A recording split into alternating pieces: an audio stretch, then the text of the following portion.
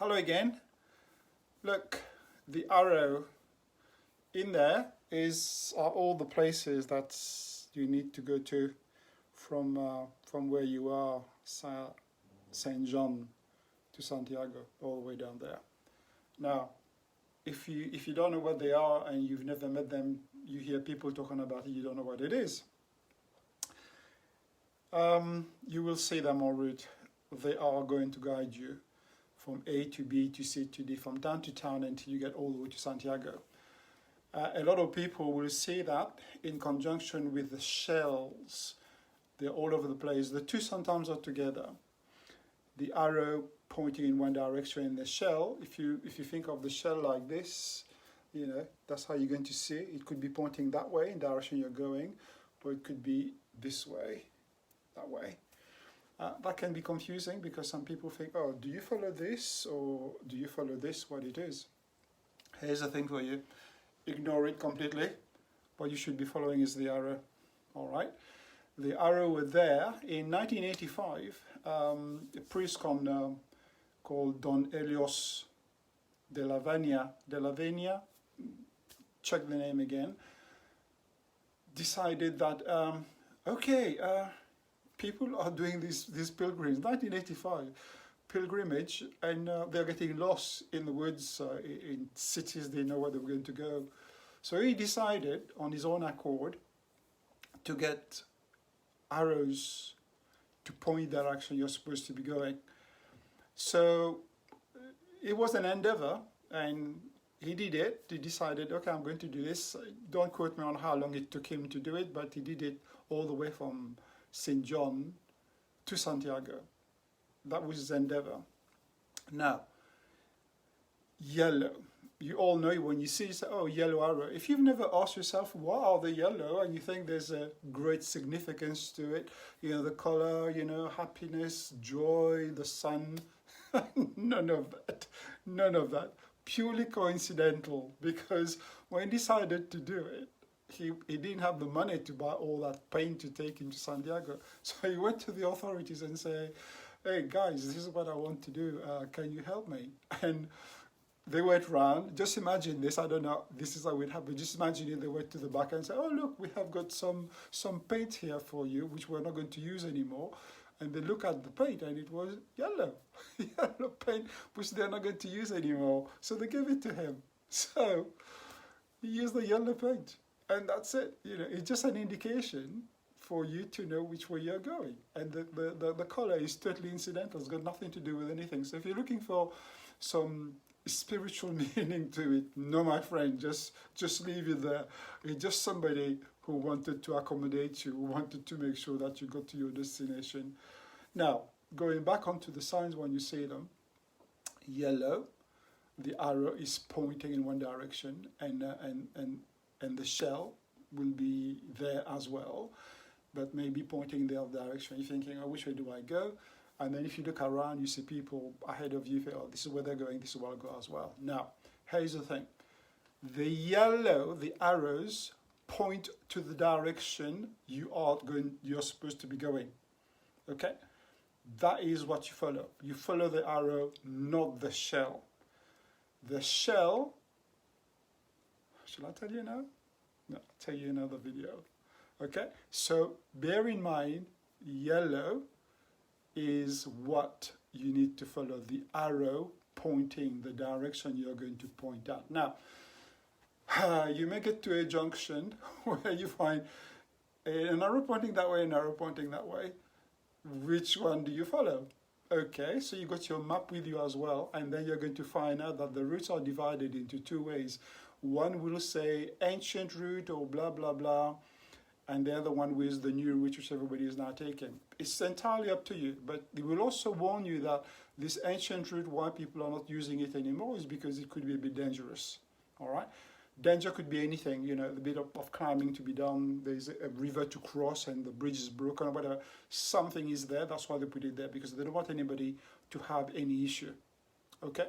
So it's well managed, just bear that in mind, it is well managed, yes? Going back to what I said about, when you leave St. John and you go up the mountain, if you're told not to go there, because it's been stopped, snow or whatever. Bear this in mind. You decide, okay, I'm still going to go. You go there, the ground is covered with snow. These signs are on the ground as well, or they are in a corner somewhere. Now it's got snow on it. You get to an area where everything is white. You're in the Arctic. You don't know where you are. So you're stuck. You're lost, yes? But maybe you have a phone for you, and you call and says, oh, I'm lost. I don't know where I am. They will send a helicopter for you to get you. Okay? But here's a surprise. I'm going to charge you for it. Yeah. So if you have got up to or above 2,000 euros to pay for a helicopter to come and get you, by all means, don't listen and just go and pay the price, yes. But if you wanted a helicopter ride, I don't know how much helicopter ride costs nowadays. It could be dear, it could be cheaper, I don't know. But this is what it is, yeah. But nothing to do with any of that, I jest. But at the same time, your safety is paramount, all right? I've seen places when you walk where if you missed it, there's a drop on this side here. There's no sign, there's no barrier, there's nothing. You have got to be on your guard. If you do something wrong, you fall and you trip and whatever, you're going to go down there. And then if nobody sees you, something drastic is going to happen to you down there, okay? Because nobody knows you are there. You're unconscious, you've broken a leg or whatever it is. You're not going to be able to climb up. Dangers, they are there. Things happen, but you're not going to publicize that often because they want people to come in. You're not going to go there if you're told that, oh, somebody just fell yesterday, broke a leg, not yesterday, last month, and they just discovered his body. Are you going to be tempted to go? No, you're not. So it's not something that you will see. Yeah, I haven't gone on my computer to find out how many people died during the Camino, but people do die as well. But there are pilgrims, older generation, who are going to go down there as a last thing. It's a last wish they want to do, and then something happened to them en route. I'm saying that because as you go, you're going to find, little tombs on the side where, so-and-so who died there last year or blah, blah, blah. I've met people who've gone back, their partner died the year before, buried there, and then they've come back to say goodbye and say hello or whatever it is. Okay, I digress, but this is part of everything else that you're going to get. So your yellow arrow are going to take you to wherever you want to be. So when you get to those two, one facing that way and one facing that way, the choice is yours. Either one is going to get you back to where you started, back to where you need to be. But it's up to you which one you want to take. All right. So this is the yellow arrow. Now, also, you may get to a place where there's no arrow anywhere and you don't know what you're going to do.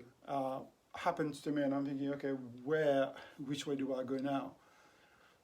And you have to make a decision, yes? And how I made that decision was, if you're at a junction, let's say, like this, crossword junction, and you're coming in, and you're thinking, do I turn left, do I turn right, do I carry on?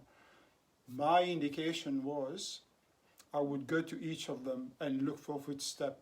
I guarantee you're going to find footstep there, and you will know after 3-4 days walking that a place isn't used often, or you will see the footprints are clear, even from the year before, where people have gone into the mud and it's like dinosaur leaving their footprint down there. You will see it, okay?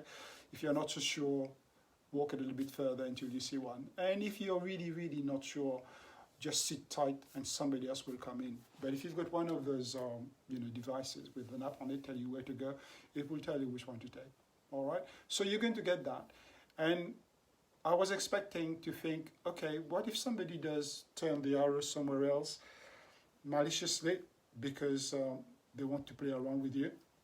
I can guarantee you I didn't come across any of that.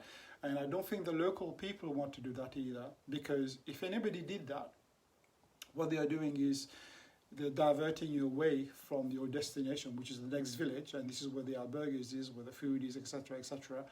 And they're going to lose trade. So they will help you, okay?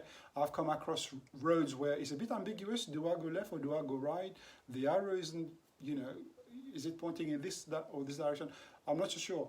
And then you start to go, and then there is somebody put a cross on the road, visible to you. And all that means, cross means danger everywhere. So that means, okay, don't go. And it has worked. But please do get lost, because I got lost. I got lost 3, 4, 5 times, you know, not very far, because, you know, the one thing that will happen to you as you're walking, if you're on your own, you don't have anybody around you, your thoughts are somewhere else, you've seen the last arrow, you carry on and you're just walking away. And then there's another arrow in front of you which you didn't see because you've got your back on and your head is down and you're doing this, which I was doing, yes. And the worst time this happened to me was I was 4 days away from Santiago, and I just climbed a hill. I was pushing it down, saw the arrow, carried on, and then got to the top of the hill and went all the way down about maybe another 1.5 miles. And then I got to the bottom and I think, hang on a minute, you know, that doesn't seem like, you know, this is the route. There was one farm with a guy doing whatever he was doing in a corner to his tractor. And this woman came out of the door, no aquí, el camino, alto. I thought, oh my God, And the last thing I wanted to do, it was the latter part of the afternoon by then. I've already given it everything to get to the top there and I was near my destination. I was thinking, I've got to climb because I went down here and I thought, yeah, great. Now I have to climb all the way back down there. So I went to the farmer. I said, look, you know, I am not lost, but obviously I have come the wrong way. Can you give me a lift back in your car and whatever? He goes, no, no tiempo. So I have no time. So that was it. So I tried to bribe him. I took 10 euros or whatever it was on jacket and I showed it to him. No tiempo.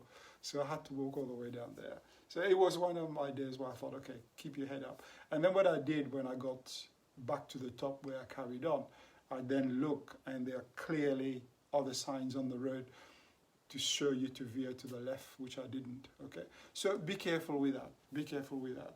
But follow your arrows are going to take you to where you want to be. And if you're in doubt, don't just go on, yeah, to whatever. You know, you will hear stories of people who've been lost.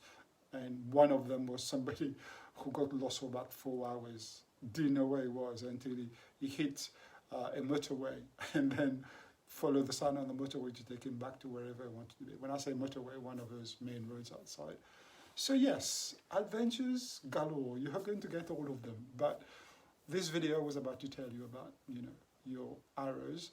These are the one you follow, not the shell. The shell are something else, which I'll explain in the next video.